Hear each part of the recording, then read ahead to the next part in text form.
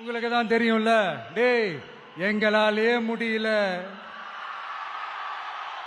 நீ எல்லாம் என்னத்த போய் கிழிக்க போற, எங்களுக்கு அவ்வளோ அனுபவம் இருக்குது, நாங்களே அடிபட்டு ஓரமா படுத்து கிடக்கிறோம், இவன் விளையாட்டுத்தனமா ஏதோ பண்ணிட்டு கிடக்கிறான், பாவம் அந்த காலகிட்ட போய் அடிபட்டு சாவ போறான், பச்சா பையன், அந்த பையன், இந்த பையன், அண்டர் எஸ்டிமேட் பண்றது, ஏளனமா பேசுறது, இப்படி ஒரு பக்கம்.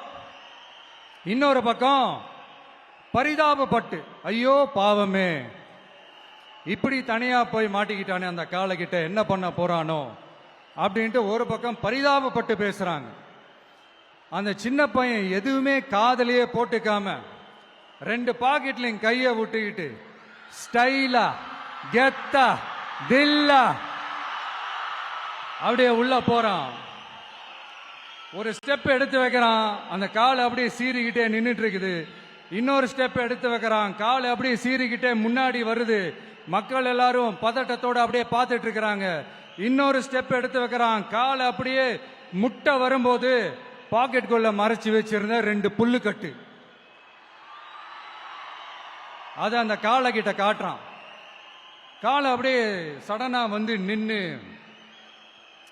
அது மூடெல்லாம் மாறி அந்த புல்லுக்கட்டை சாப்பிட ஆரம்பிச்சிருச்சு. அந்த சின்ன பையனும் அந்த காலை அப்படியே தடவிக்கிட்டே வரான். காளையும் பக்கத்துல ஒரு குழந்தை மாதிரி நடந்து வந்துகிட்டு வருது. பக்கத்துல இருந்த ஒரு வயல்வெளியில அந்த காளையை மேய விட்டுட்டு வரான். மக்கள் எல்லாரும் அந்த பையனை ஆச்சரியமா பாக்குறாங்க. அந்த அடிபட்டு கிடந்த அந்த அனுபவசாலிங்க தலைய தொங்க போட்டு நின்றுட்டு இருக்கிறாங்க. ஏன்னா பேசின பேச்சு அப்படி.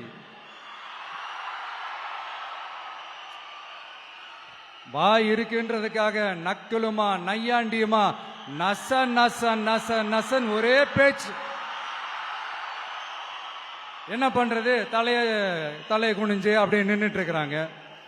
அங்க ஒரு பெரியவர் வர்றார். வந்து அந்த பையன்கிட்ட கேட்கிறாரு, எப்படிப்பா இப்படி ஒரு முரட்டு காலை சீறிட்டு நின்றுட்டு இருந்தது, எப்படி அந்த காலை அடக்கின அப்படின்னு கேட்டதுக்கு அந்த பையன் சொல்றான், ஐயா எனக்கு அந்த காளையை பார்த்தா கோபமா இருந்த மாதிரிலாம் எனக்கு தெரியல, அந்த காலை பசியோட இருந்த மாதிரி இருந்தது, அதனாலதான் அந்த புல்லுக்கட்டை காமிச்சவன ஓகே நமக்கு தேவையானது கிடைச்சிருச்சு அப்படின்னோடனே அந்த புல்லுக்கட்டை சாப்பிட்டுட்டு நம்மளோட அப்படியே ஜாலியா வாக்கிங் வந்துருச்சு அப்படின்னு சொன்னான்.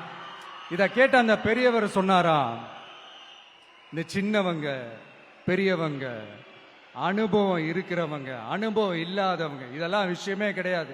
யாரா இருந்தாலும் அந்த சூழலுக்கு ஏத்த மாதிரி அந்த சிச்சுவேஷனுக்கு தகுந்த மாதிரி என்ன பண்ணி அந்த ப்ராப்ளம சால்வ் பண்றான், ஏது பண்ணி அந்த ப்ராப்ளம சால்வ் பண்றான், அதுதான் விஷயமே, அதுதான் மேட்ரு.